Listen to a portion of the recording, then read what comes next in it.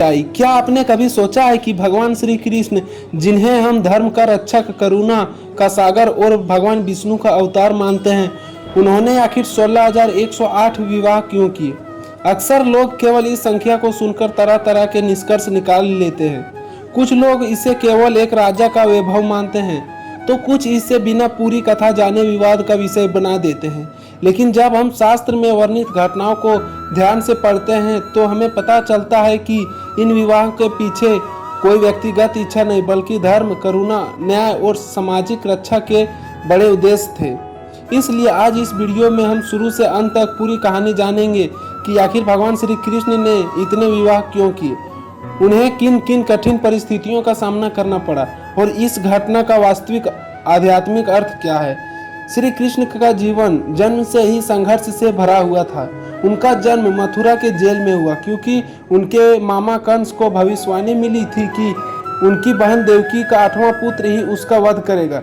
इसी भय में कंस ने देवकी और वासुदेव को कारागार में बंद कर दिया और उन्हें 7 बच्चे का हत्या कर दी।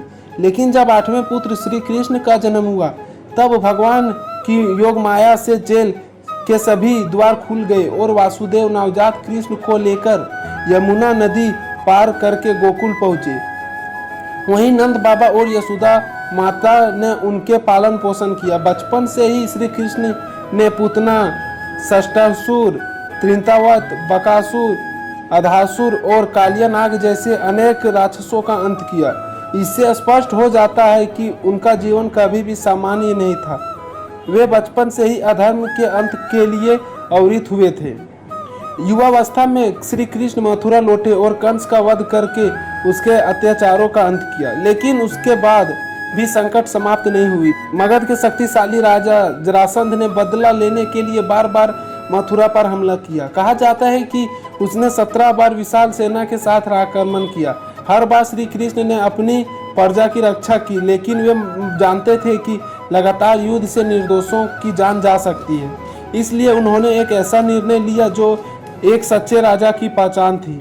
उन्होंने अपनी प्रजा के सुरक्षित स्थान पर बसाने के लिए समुद्र के बीचों बीच एक भव्य और सुरक्षित नगरी का निर्माण किया, जिसे आज हम द्वारिका के नाम से जानते हैं। श्री कृष्ण ने हमेशा अपने व्यक्तिगत सम्मान से पहले अपनी प्रजा की सुरक्षा को महत्व दिया। तो चलिए अब हम बात करते हैं उनके विवाहों की। श्री कृष्ण की 8 प्रमुख रानियां थीं, जिसमें रुक्मणी, सत्यभामा, जम्बावती, कालिंदी, मिंताविंदी, नग्नजीति, भद्रा और लक्ष्मणा शामिल थी। इन सभी विवाहों के पीछे अलग अलग कारण थे। रुक्मणी बचपन से ही श्री कृष्ण को अपना पति मान चुकी थी, लेकिन उनके भाई रुक्मी ने उनका विवाह शिशुपाल से तय कर दिया। जब रुक्मणी ने श्री कृष्ण को एक गुप्त पत्र भेजकर अपनी रक्षा का प्रार्थना की, तब श्री कृष्ण स्वयं विदर्भ पहुंचे और रुक्मणी का हरण किया और उसे विधि पूर्वक विवाह किया।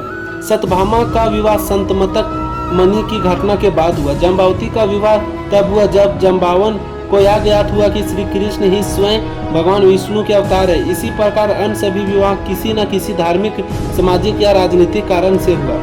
लेकिन अब आता है प्रश्न जो सबसे अधिक पूछा जाता है कि आखिर 16,100 अन्य विवाह क्यों हुए। इसका उत्तर हमें नरकासुर की कथा से मिलता है। नरकासुर एक अत्यंत क्रूर और अहंकारी राजा था।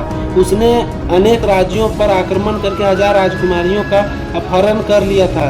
इन महिलाओं को उसने महल में कैद करके रखा था। वे सभी निर्दोष थी, लेकिन वर्षों तक कैद में रहने के बाद जब श्री कृष्ण का इस अत्याचार का पता चला, तब उन्होंने सत्यभामा के साथ नरकासुर के विरोध युद्ध करने का निर्णय लिया।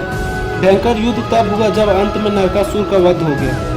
इसके साथ ही 16,100 राजकुमारियां मुक्त हो गई। लेकिन उनकी मुक्ति के बाद सबसे बड़ा समस्या शुरू हो गई। उस समय का समाज आज जैसा नहीं था। जो महिलाओं किसी अत्याचारी की कैद में रह चुकी थी, उन्हें समाज सम्मान की दृष्टि से स्वीकार नहीं करता था। उन राजकुमारियों को डर था कि उनके अपने परिवार भी उनसे अपनाने से मना कर देंगे। उन्होंने श्री कृष्ण से विनती की कि यदि वे भी उन्हें स्वीकार नहीं करेंगे तो उनका पूरा जीवन अपमान और तिरस्कार में बीतेगा। वे निर्दोष थी, फिर भी समाज उन्हें दोषी मानने लगा था। यही श्री कृष्ण के सामने सबसे कठिन निर्णय आया। वे चाहते तो उन सभी महिलाओं को केवल मुक्त करके चले जाते, लेकिन उन्होंने ऐसा नहीं किया, क्योंकि उन्होंने उन सभी महिलाओं का सम्मान वापस दिलाने का निर्णय लिया। उन्होंने 16,100 राजकुमारियों को अपनी पत्नी के रूप में स्वीकार किया ताकि समाज उन्हें सम्मान की दृष्टि से देखे और कोई भी उनके चरित्र पर प्रश्न न उठा सके। यह विवाह किसी भौतिक इच्छा का परिणाम नहीं था, बल्कि उस निर्दोष महिलाओं के सम्मान और भविष्य की रक्षा का निर्णय था, जो शास्त्रों में वर्णन से मिलता है कि कृष्ण अपनी योगमाया से उनके दिव्य रूप धारण किए और जिनके कारण वे अलग अलग महलों में अलग अलग पत्नी के साथ रहते थे। प्रत्येक रानी को ऐसा अनुभव होता था कि श्री कृष्ण केवल उनके साथ ही है। यही भगवान का दिव्यता था। सामान्य मनुष्य ऐसा कभी नहीं कर सकता है, इसलिए इस घटनाओं को भगवान का दिव्य लीला के रूप में समझा जाता है। आज के समय में यदि कोई केवल यह कहे कि श्री कृष्ण की 16,108 पत्नियां थी तो कहानी अधूरी रह जाती है, लेकिन जब हम पूरी घटना को समझते हैं तो पता चलता है कि यह किसी राजा का विलासिता नहीं था। यह हजारों निर्दोष महिलाओं का सम्मान, सुरक्षा और नया जीवन देने की कथा थी। भगवान श्री कृष्ण ने संसार को यह संदेश दिया कि किसी पीड़ित और असहाय व्यक्ति का सम्मान वापस दिलाना ही सच्चा धर्म है।